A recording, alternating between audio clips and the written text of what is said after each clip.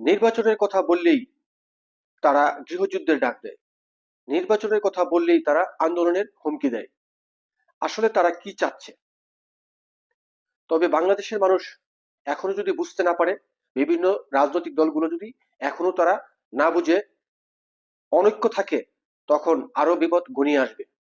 এই মুহূর্তে বাংলাদেশের প্রতিটা রাজনৈতিক দল ঐক্যবদ্ধ হয়ে মাঠে নামা উচিত।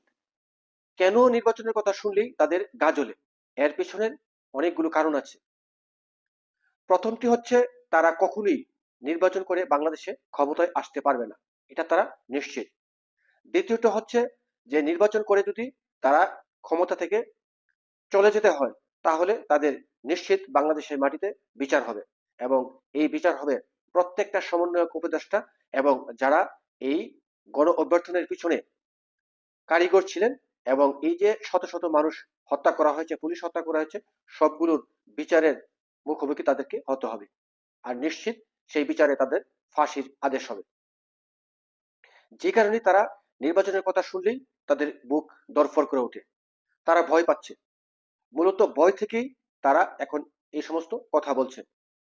আওয়ামী লীগ এখন মাঠে না থাকলেও তাদের ছায়া এখন এই সমস্ত সমন্বয়ক উপদেষ্টাদের উপরে ভর করে আছে।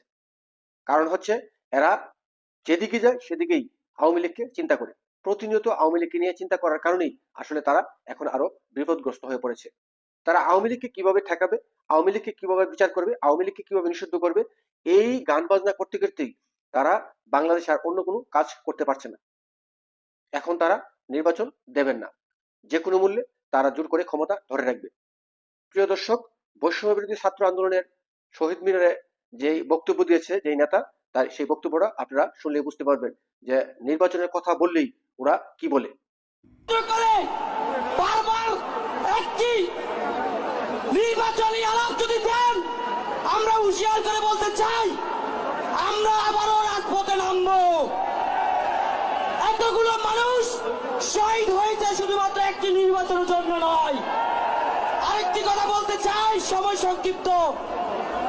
যদি এই দেশে আপনারা যারা নির্বাচনের আলাপ তুলে তুলে বিভিন্ন জায়গায় চাঁদাবাজি টেন্ডারবাজি করে বেড়াচ্ছেন, তাদেরকেও হুঁশিয়ার করে বলতে চাই, শেখ হাসিনার মতো আপনাদেরকে পালাতে বাধ্য করবো।